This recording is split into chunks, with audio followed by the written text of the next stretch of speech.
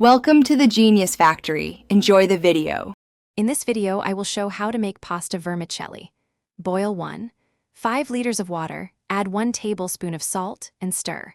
Measure 100 grams of vermicelli per person and keep it dry until the water reaches a rolling boil.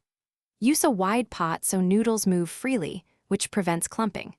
Have a colander and a splash of olive oil ready to toss cooked vermicelli immediately. In this video, I will show how to make pasta vermicelli. Drop the vermicelli into vigorously boiling water and stir for 10 to 15 seconds so strands don't stick. Keep an eye on the timer and taste test between 2 and 4 minutes to reach al dente. Scoop out and reserve 1/4 cup of pasta water, then drain quickly in a colander. Toss with a little olive oil to keep it loose. In this video, I will show how to make pasta vermicelli. Quick recommendation. The Echo Dot smart speaker is great for setting timers, playing music, and keeping hands-free in the kitchen.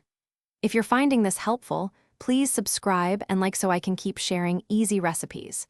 Check the description for the link and other deals, and consider adding a speaker to your setup for better kitchen vibes.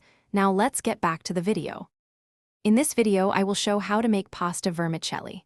After draining, return the noodles to the pot and add reserved pasta water to loosen the sauce. For a light option, mix olive oil, minced garlic, and lemon zest, then fold in herbs. For a richer meal, simmer tomato sauce briefly and finish with a splash of pasta water for silkiness. Taste and adjust salt, pepper, or chili flakes to your liking. Thanks for watching. If you found this helpful, don't forget to like and subscribe.